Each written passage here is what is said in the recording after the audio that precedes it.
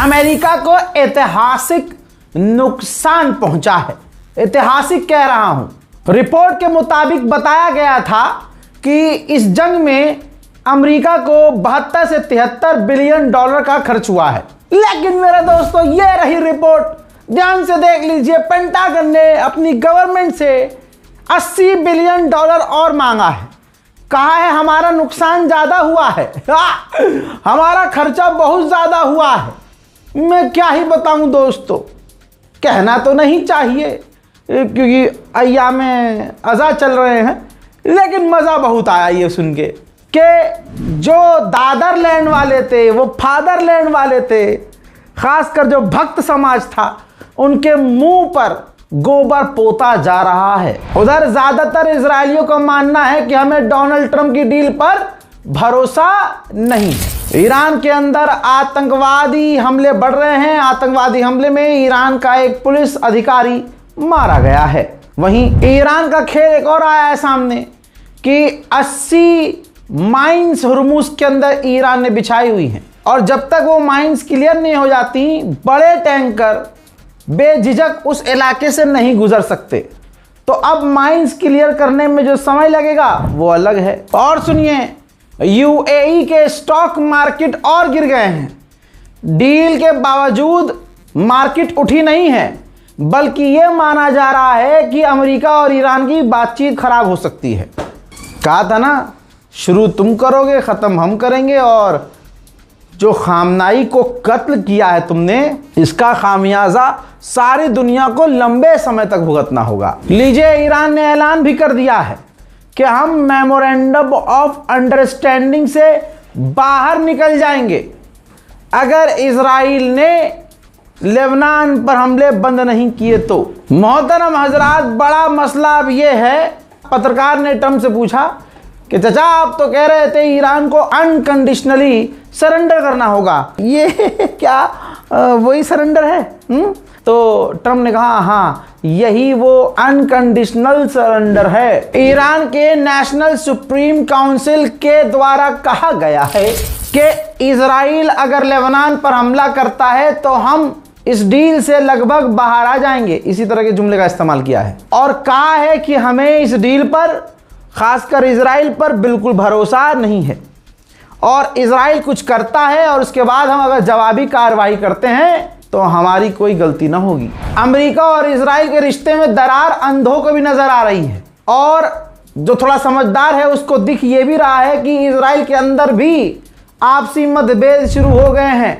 पूर्व प्रधानमंत्री लैपिड ने नेतन्याहू के खिलाफ उगलते हुए जहर कहा कि भाई साहब, अगर ये नेतन्याहू की सरकार नहीं हटाई गई ना तो हमारी पूरी दुनिया से जो रिश्ते और विदेश नीति है ना वो खराब हो जाएगी। उधर अमेरिका भी तिलमिला, ये प्रेशर है, ये प्रेशर है, प्रेशर की वजह से डोनाल्ड ट्रंप ने डील की है, वरना इजराइल और नेता और अमेरिका के मिजाज में कोई फर्क नहीं है। अब आप व्हाइट हाउस को देख लीजिए, व्हाइट हाउस ने पोस्ट किया है कि ईरान इज फिनिश्ड। हंसेगा कोई नहीं भाई, ईरान कैसे फिनिश हुआ है पता नहीं, कौन सा ये इनका अलग लेवल का गांजा होता होगा भाई, मुझे नहीं पता इनका कौन सा गांजा अफीम है। इन्होंने पोस्ट किया है कि ईरान खत्म हो चुका है। अब बताइए, ईरान खत्म हुआ है या नंगा अमेरिका हुआ है? कमेंट कीजिएगा। जो बात मैंने कल कही थी और पिछली रिपोर्ट में भी कही, देखिए वो भाई, कोई ये नहीं कहेगा मुझे कि मैं CIA के अंदर हूँ या मोसाद के अंदर मेरी नौकरी है, सालों बहुत मारूंगा।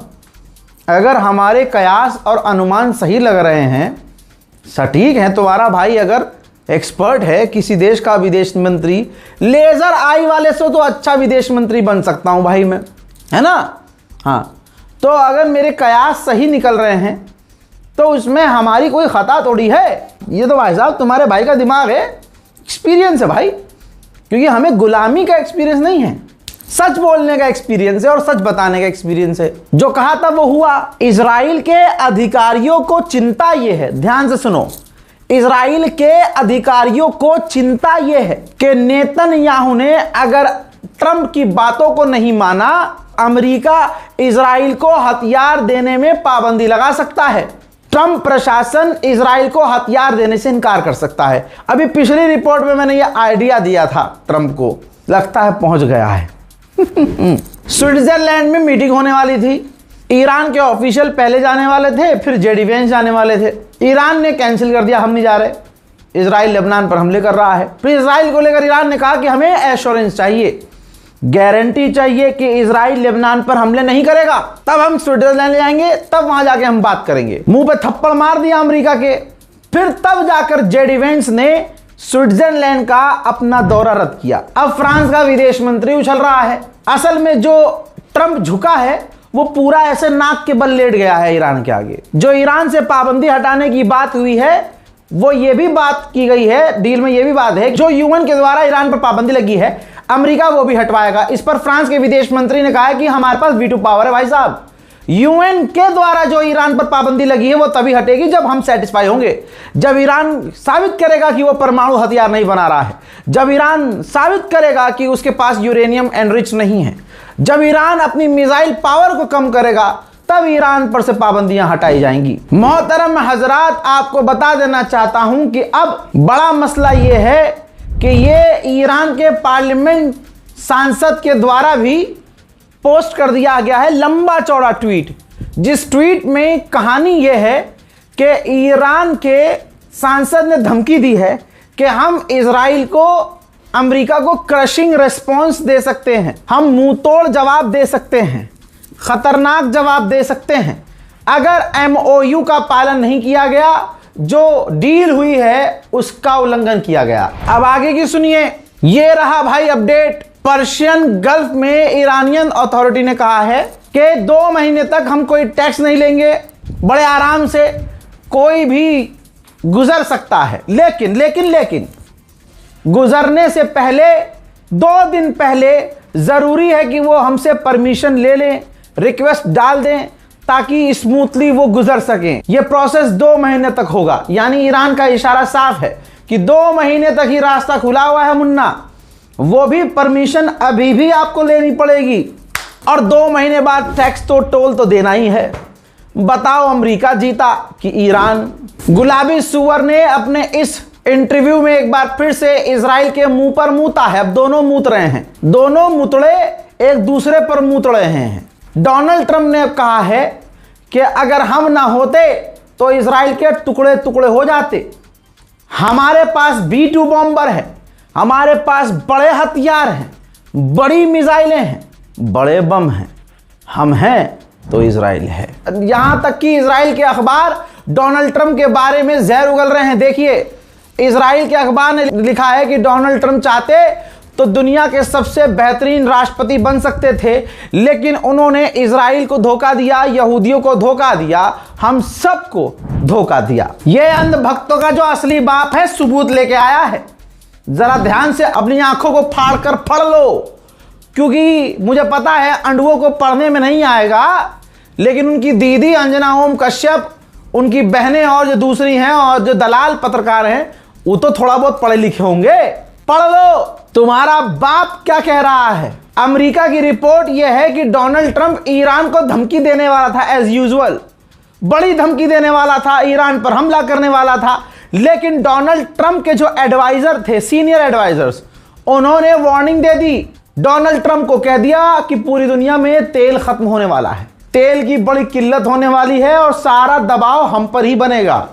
जिसके बाद गुलाबी सुअर की सारी गैस निकली, सारी हवा निकली, और फिर मजबूरी में ईरान से डील करनी पड़ी। चले थे ईरान की सरकार में उथल पुथल मचाने, उधर इजराइल की सरकार में उथल पुथल, उधर नेतन्याहू और डोनाल्ड ट्रंप के बीच कुचल कुचल। उधर नेतन्याहू छोड़ दो, डोनाल्ड ट्रंप और उसके ही सरकार में उथल पुथल। आइए, पूर्व अमेरिका का राष्ट्रपति बराक ओबामा, उसका national security adviser Jake Sullivan, उसने कहा है कि ट्रंप ने कहा कि दुनिया के इतिहास की सबसे बुरी डील ओबामा ने ईरान से की थी, और आज दुनिया देख ले कि दुनिया की सबसे खतरनाक और गंदी और कमजोर और खराब डील डोनाल्ड ट्रंप ईरान से कर चुका है, जो कि अमेरिका के लिए बड़ा नुकसानदायक है। हज़रात मोहतरम, यही है ब्रेकिंग न्यूज।